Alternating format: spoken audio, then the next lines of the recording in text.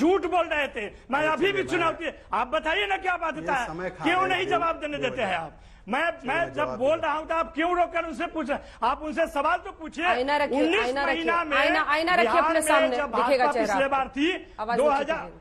नवल किशोर, त्वरित जवाब दे। 1 2 3 3 बार आपको दोहरा के बता दे रही हूँ कि मुझ पर निजी अटैक करने के लिए मेरे चैनल का इस्तेमाल करना बंद कीजिए। जय हिंद दोस्तों, आप सभी का हमारे चैनल में बहुत बहुत स्वागत है। कैसे हो? ईश्वर की कृपा से हम उम्मीद करते हैं कि आप बहुत ही ठीक ठाक होंगे। दोस्तों, आज का जो बहस है बहुत शानदार होने वाला है। आपसे अनुरोध करते हैं आप वीडियो के अंत तक बने रहिए, जो कि इस डिबेट में आए हुए अनुराग भदौरिया जी, शहजाद पूनावाले और नकुल किशोर जी और काका जी अंजना ओम कश्यप की डिबेट यह बहुत ही शानदार होने वाली है। दोस्तों, आपसे अनुरोध है कि आप वीडियो के अंत तक बने रहिए। वीडियो पसंद आए तो वीडियो को शेयर और लाइक और चैनल को सब्सक्राइब और बेल आइकन प्रेस करके जाना दोस्तों, और कमेंट जरूर करना दोस्तों। चलिए देर ना करते हुए मेन वीडियो की तरफ चलते हैं दोस्तों। आप लोगों ने पीएम के हाथ में सबसे बड़ा मुद्दा थमा दिया है, ऐसे थाली में सजा के जैसे थमाया जाता है वैसे मुद्दा थमा दिया है। अब हर जगह, हर मंच से, हर रोज वो यही बता रहे, सोशल मीडिया से लेकर अपने खुद के भाषण में, कि ये देश मेरा परिवार है और देश मेरे लिए खड़ा हो जाएगा। लेकिन अंजना जी, ये उतना ही बड़ा झूठ है जितना बड़ा झूठ 2 करोड़ रोजगार का बात था। ये तो उतना ही बड़ा झूठ है जितना 15 लाख रुपए की बात झूठ थी। ये उतना ही बड़ा झूठ था कि 2022 तक सबको घर दे देंगे। ये उतना ही झूठ था जितना झूठ 3 कृषि कानून वापस लेने में हुआ। प्रधानमंत्री जी झूठ बोलने के लिए जाने जाते हैं और पूरा जग जाहिर है। आपने ये देखा होगा कि बार बार बिहार में जाकर कहते हैं कि यहाँ पर जंगल राज था। जंगल राज का कोई साक्ष्य नहीं देते हैं, खाली बोलते हैं जंगल राज है, जंगल राज है और जंगल राज का युवराज है। अगर पैमाने पे देखा जाए तो गुजरात तो दंगा राज है। जिस गुजरात के जिस समय मुख्यमंत्री थे उस समय तो दंगा राज था, और ये कोई और नहीं, उन्हीं के दल के प्रधानमंत्री ने कहा था कि भाई आप तो जो आपका कर्तव्य है वो भूल गए। इसका तो साक्ष्य है कि उनके अपने यहाँ पर वास्तव में मसला ये है कि पूरा देश उनसे सवाल पूछ रहा है कि आपने 10 साल में मुद्दों पे क्या काम किया है। उनके पास कोई जवाब नहीं है। जहां तक जंगल राज की बात है, आप बताइए ना, बिहार से आप भी आती हैं, Muzaffarpur shelter home rape case किसके समय काल में हुआ था? उससे घिनौना कोई कार्यक्रम हुआ है क्या? नंबर 1, सृजन का जो बिहार में कितना बड़ा घोटाला हुआ, उसमें भाजपा के नेताओं की बहन और भतीजी डायरेक्टली इन्वॉल्व है। आपने कोई कहीं उत्तर मिला उससे? तो ये बात कहने की है और कुछ कहने की और है। तो प्रधानमंत्री बार बार इसलिए बिहार जा रहे हैं और झूठ भी कई बार बोल चुके हैं कि दरभंगा में एम्स बन गया। गृह मंत्री बोले कि कहीं भी हवाई अड्डा से लोग आना जाना शुरू कर दे। ये तमाम तरह का झूठ इस बार चलने वाला नहीं है। रोजगार की अगर बात होगी तो बिहार में तेजस्वी यादव का नाम होगा, और आपने देखा होगा पिछले इतवार को, संडे को कितना भीड़ आया था। उनको पता है कि जो 17 महीना में काम हुआ है वो 17 साल में भाजपा नहीं कर पाई है। जो वित्त मंत्री 2020 में मनोज जी से फिर मैं रिस्पॉन्स 19 लाख रोजगार देंगे। भीड़ तो नवल जी 19 में भी आया था। मुझे मालूम है कि आपकी बाध्यता क्या है, आपकी बाध्यता क्या है मुझे मालूम है, लेकिन कम से कम कंप्लीट तो करने दीजिए। ये कौन सा डिबेट है? इतना मजाक करने का क्या जरूरत है देश से? क्या बाध्यता है? अरे आपको कौन बोल सकता है? क्या बाध्यता है? मजाक ये है कि अगर हम बिल्कुल आपकी बाध्यता हो सकती है। क्या बाध्यता है? जवाब नहीं देने दिया। सुधांशु जी झूठ बोल रहे थे, मैं अभी भी चुनौती, आप बताइए ना क्या बाध्यता है, क्यों नहीं जवाब देने देते हैं आप? मैं जब बोल रहा हूँ तो आप क्यों रोककर उनसे पूछ रहे? आप उनसे सवाल तो पूछिए। 19 महीना में अपने सामने, जब भाजपा पिछले बार थी 2000।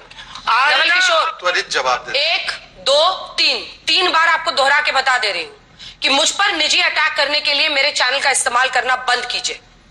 अगर आपको अपनी पार्टी की तरफ से कुछ कहना है कहिए।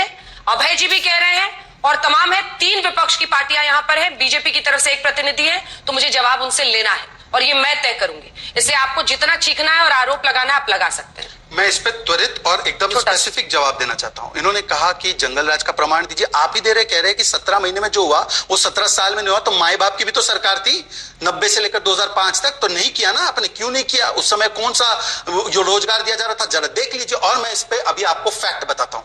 तेजस्वी यादव बोलते हैं 17 महीने में हमने 5 लाख सरकारी नौकरी दी। इनके जो मुख्य राष्ट्रीय प्रवक्ता है शक्ति यादव कहते हैं 2 लाख नौकरी। अब इसमें से बता दीजिए कि कौन सा असली आंकड़ा है। दूसरी बात, बिहार में तो अभी जनता भी समझ नहीं पा रही है कि आप लोगों का असल चेहरा है क्या। कभी नीतीश बाबू के खिलाफ, कभी नीतीश बाबू के साथ। अंजना जी, गोल पोस्ट चेंज मत कीजिए, एकदम गोल पोस्ट चेंज नहीं हो रहा है, एकदम सही सवाल पूछ रहे हैं। ये विषय तो समाप्त करने दीजिए। एक व्यक्ति कह रहा है 5 लाख सरकारी नौकरी दी, दूसरा उनका राष्ट्रीय मुख्य प्रवक्ता कह रहा है कि 2 लाख। तय कर लेना, एक व्हाट्सएप ग्रुप बना के कौन सा झूठ परोसना है वो तय करके आए ना ये सारे लोग मिलके। अच्छा, दूसरी बात, पूरी बात हो जाने दीजिए। इसके बाद आपने कहा हम तय नहीं कर पा रहे। मान्यवर, इनसे अभी इन्होंने सृजन स्कैम का बोला। सृजन स्कैम 2015 का है ना, मैं भी थोड़ा बहुत बिहार को जानता हूं। तो 2017-15 में ये थे ना नीतीश जी इनके साथ, क्यों नहीं 17 महीने की सरकार थी तो काहे जांच शुरू करा दी? शुरू करवा देते ना, मनोज जी करवा देते, क्यों कर दिया? घेरने के लिए अनेकों मुद्दे हैं।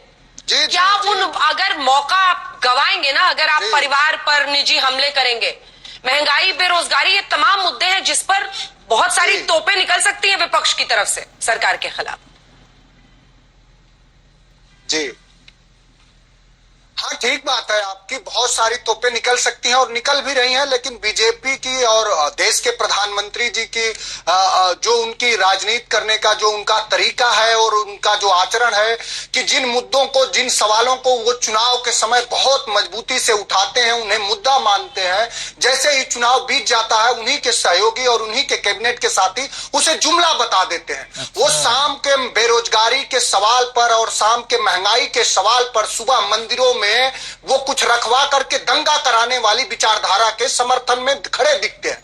प्रधानमंत्री जी से ये लोग पूछना चाह रहे हैं कि 2 करोड़ रोजगार वाली गारंटी कोई अमेरिका का राष्ट्रपति तो दिया नहीं था, ये 15 लाख तो आपके खाते में आ जाएंगे, ये भी गारंटी किसी दूसरे देश के नेता नहीं, वही नरेंद्र मोदी जी ने कहा था। अगर इस देश के किसानों की आय किले ठोकवाने से और 700 किसान शहीद हो गए, जो साथी है किसान कौन सा गलत काम कर रहा है? किसान ने कहा कि इस देश में सिर्फ 23 फसलों पर भी, जो रबी, खरीफ और जायद की फसलें अंजना, उसमें सिर्फ 23 फसलों पर एमएसपी सरकार देती है, सभी फसलों पर नहीं देती है। आप उनके एमएसपी का वादा, अगर सभी चीजों का वादा किया जा सकता है, अगर इस देश में बड़े उद्योगपतियों का 15 लाख करोड़ राइट ऑफ किया जा सकता है, तो 12 लाख करोड़ रुपए इस देश के अन्नदाता का क्यों नहीं दिया जा सकता है? और जो साथी बोल रहे थे उनको बस यही कहना चाहूंगा कि तेरे पैरों के नीचे जमीन नहीं, कमाल है तुम्हें फिर भी यकीन नहीं, और तेरी जबान है झूठी जमहूरियत की तरह, तू एक जलील से गाली से बेहतरीन नहीं।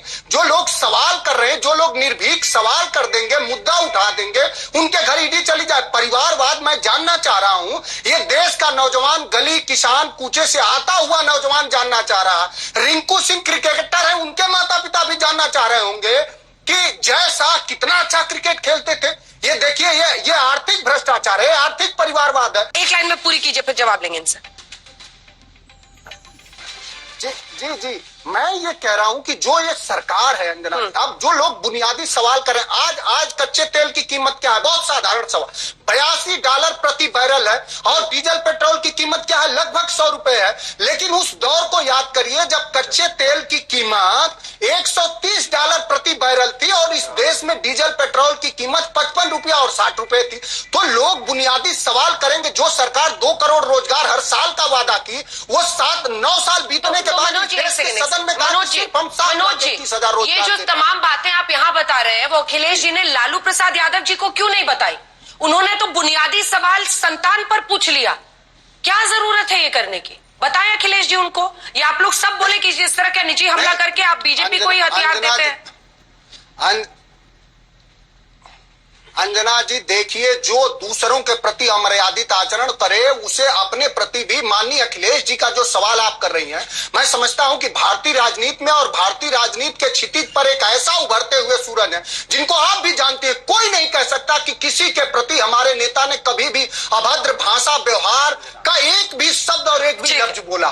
हमारे नेता कभी इन सब चीजों के सख्त वो खिलाफ है। लेकिन सवाल यह है कि जो लोग दूसरे को कपड़ा देख के पहचान लेते हैं, जो लोग ऐसे लोगों को मिनिस्टर बनाते हैं जो देश की राजधानी में कहते हैं कि गोली मारो वाला नारा लगाते हैं, आप जवाब तो आप दीजिए। ठीक है, आप जवाब सुनिए मनोज जी, कैसे आशा करते हैं? जवाब दीजिए। मैंने किसी के बीच में बोला नहीं, तो मुझे ठीक है, 30-40 बोलिए, सेकंड उसके बाद भाई जी आते हैं। उन्होंने कहा कि हमारे नेता उभरते हुए सितारे हैं आचरण के विषय से। सुन लीजिए ये बात को। वोट मत देना, बहुत चालू पार्टी है कांग्रेस, सावधान रहोगे कि नहीं रहोगे? ये उभरते सितारे बंसल जी बेबंद में दुखी थे कांग्रेस। तो देखिए मैं मेरी बात हो जाने दीजिए। नीतीश ये गलत है ना, ये बात गलत हो जाने है, दीजिए। ये वन भाई, मैं तो केवल अपने साइडेड है। समय नीतीश बाबू के निकाले, अरे भाई अंजना जी, ये सरासर डीएनए आ जाएगा, डीएनए आ जाएगा। मैं आपके साथ मैं सबसे काउंटर कर रही हूँ, आपसे भी कर रही मैं कह रहा हूँ 15 लाख वाला नहीं, आपके फोन में 15 लाख वाली वीडियो है कि नहीं? शहनाज, आपके फोन में 15 लाख वाली वीडियो है कि ठीक है, नहीं? जवाब सुनिए। है कि नहीं? मैं अपने मनोज जी, समय पर भी बोल रहा हूँ, मैं कभी बीच में डिस्टर्ब नहीं करता। मनोज जी जवाब सुनिए, मनोज जी जवाब सुनिए, आवाज दीजिए। अंजना जी, मैं इसलिए सुनाता हूं क्योंकि मैं राजनीति में एक लौता ऐसा व्यक्ति हूं कि मैं प्रूफ लेकर आता हूं हर बात का, ताकि कोई हवाई बात ना हो। राहुल गांधी जी जैसी आदत नहीं है। और अभी राहुल गांधी को क्या एडवाइस दे देंगे कोई? भाई वो तो सुप्रीम कोर्ट ने उनको बोला झूठ मत बोलो, सर्टिफाइड झूठे निकले वो।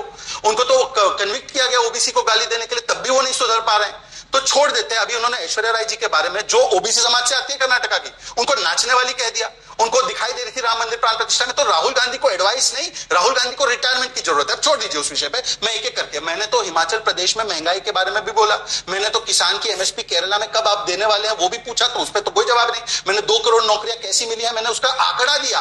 आप लोग हिमाचल के 1 लाख नौकरियों का बात नहीं कर पाए, परंतु छोड़ देते उस विषय को। अब मैं एक एक करके दूसरे जो सवाल इन्होंने उठाए, इन्होंने कहा कि लोकतंत्र को बचाने, मान्यवर बंगाल में अधीर रंजन कहते हैं कि लोकतंत्र को ममता दीदी मार रही है, खेरा गिरफ्तार होता है तो पंजाब में आम आदमी पार्टी मार रही है, जब केरल में कोई घटना होती है तो पिनराई विजयन मार रही है, कांग्रेस पार्टी कह रही है, और केंद्र में आकर आप लोग इन लोगों के साथ मिलकर लोकतंत्र बचा रहे। वाह भाई वाह। और आखिरी बात में एक टिप्पणी करना चाहता हूं। देखिए, इनसे सिर्फ इतना पूछे, दंगे करवाने वाली मानसिकता के बारे में उन्होंने कहा, ये सनातन को समाप्त करने कौन सी मानसिकता है जी? ये राम भक्तों पर गोलियां चलाना, रामचरितमानस पोटेशियम साइनाइड है, राम मंदिर जो है गुलामी की निशानी है, हिंदू धर्म जो है वो सिखाता है कि अल्पसंख्यकों को मारना, ये किसकी मानसिकता और किसकी विचारधारा है, बताइए जरा। तो दोस्तों, हमें उम्मीद है कि आप वीडियो के अंत तक बने रहे होंगे तो आपको बहुत बहुत धन्यवाद दोस्तों। इन सभी के बारे में क्या कहना चाहते हैं? आपका किसका बहस अच्छा लगा, आप और किसका अंदाज और किसका सोच अच्छा लगा? आप कमेंट में अपनी राय रख सकते हैं। शहजाद पूनावाला का, कि नकुल किशोर का, कि मनोज काका का, कि अभय दुबे का, आप बता सकते हैं, अपनी राय रख सकते हैं। और दोस्तों, वीडियो पसंद आया हो तो हमारे चैनल को सब्सक्राइब और बेल आइकन प्रेस करें, ताकि हम ऐसा ही वीडियो आपके लिए डेली लाते रहें और आपको ऐसा ही मस्त वीडियो सुनने और देखने को मिले दोस्तों। और वीडियो को शेयर ज़रूर करना और लाइक करना दोस्तों। मिलते हैं किसी और नई वीडियो में, तब तक के लिए जय हिंद, जय भारत, जय श्री राम, राधे राधे।